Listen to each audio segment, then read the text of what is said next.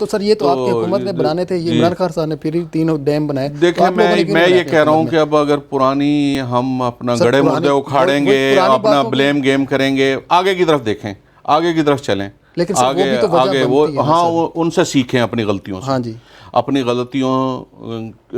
پہ شرمندہ ہوں، اپنی غلطیوں سے سیکھیں اور آگے کی جانب سفر کا آغاز کریں، پھر رک کے بیٹھ کے سوچ کے۔ یہ جو اب پالیٹکس کے اندر جو ایک نیا ایلیمنٹ آیا نا، آپ یقین کریں گے کہ میرے والد ایم پی اے تھے، جی، اور جب ہمارے ایم این اے صاحب نے آنا ہوتا تھا نا، وہ شیخ طاہر رشید صاحب ایم این اے ہوتے تھے ہمارے، تو 1 مہینہ پہلے ان کے آنے کی تیاریاں شروع ہو جاتی تھیں،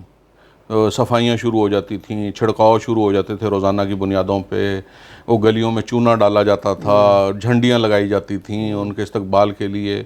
تو ابھی تو آپ یقین کریں کہ اب کسی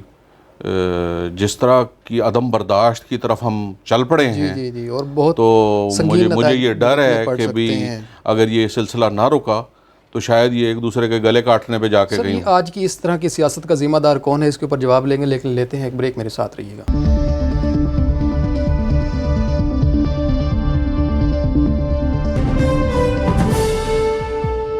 جی ویلکم بیک ناظرین۔ سر اس ٹائم جو سیاسی حالات ہیں، جو اس ٹائم یوتھ کی بات کریں یا سیاست کی بات کریں، عمران خان صاحب کے بیانیے کی بات کرتے ہیں، کیا دیکھتے ہیں اس طرح؟ یہ جو آپ کہہ رہے ہیں کہ سیاست میں بڑا چینج آیا ہے، عوام جس طرف نکل پڑی ہے، یہ سیاست جس طرح رخ اختیار کر چکی ہے، اس کا اینڈ کیا دیکھتے ہیں؟ اس کو کس طرح سے سنبھالنا چاہیے؟ عوام کو کس طرح سے ہمیں لیڈ کرنا چاہیے؟ دیکھیں ہمارے لیے جو ہے نا، ہمارے نبی جو ہیں حضرت محمد صلی اللہ علیہ وآلہ وسلم جو ہے نا، وہ مشعل راہ ہیں ہمارے لیے، بے شک، اور انہوں نے ہمیں جو ہے وہ برداشت، تحمل اور جو ہے اگر کوئی زیادتی بھی کرتا ہے تو ہمیں برداشت کرنی چاہیے، برداشت کر کے اور تحمل کے ساتھ ہم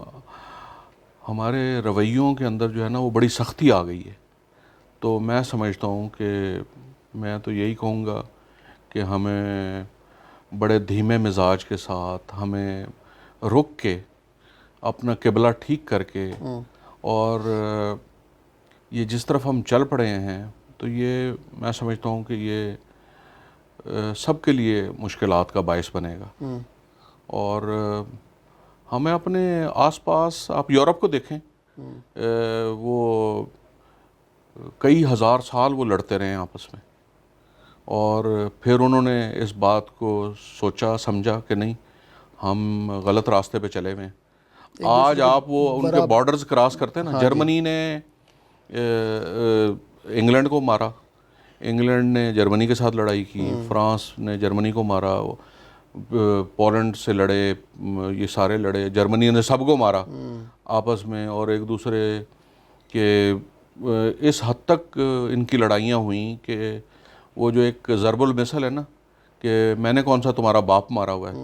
تو یہ انہوں نے ایک دوسرے کے باپ مارے ہوئے تھے۔ یہ مطلب فدائی حملے کرتے تھے، جا کے شہزادوں کو قتل کر دیتے تھے، بادشاہوں کو قتل کر دیتے تھے، اور حکومتوں کو ڈی اسٹیبلائز کرتے تھے، حکومتیں گرا دیتے تھے۔ بہت خوفناک جنگیں لڑی ہیں انہوں نے آپس میں، لیکن آخر میں انہوں نے بیٹھ کے یہ سمجھا اور سوچا کہ نہیں، ہمیں سب کی 30-50 لاکھ کا ملک ہے نا، اس کی الگ زبان ہے، الگ کلچر ہے ان کا، لیکن انہوں نے اس بات کو، اس ضرورت کو سمجھا، پورا یورپ اکٹھا ہو گیا۔ آج آپ جب ٹریول کر رہے ہوتے ہیں نا، تو آپ کو 5-7 میل کسی ملک کی حدود میں چلے جاتے ہیں، وہ موبائل سے میسج آتا ہے کہ آپ نہیں، آپ تو جرمنی سے فرانس کے اندر داخل ہو گئے، پتہ نہیں، یا آپ کسی اور ملک میں داخل ہو گئے، کوئی بارڈر نہیں ہے، کوئی راستے میں پولیس نہیں ہے، کچھ نہیں ہے، اور وہ آخر میں اتنی لڑائیوں کے باوجود انہوں نے اس بات کو، ضرورت کو سمجھا۔ سر تو میں سمجھتا ہوں کہ یہاں ہمیں بھی بہت زیادہ تحمل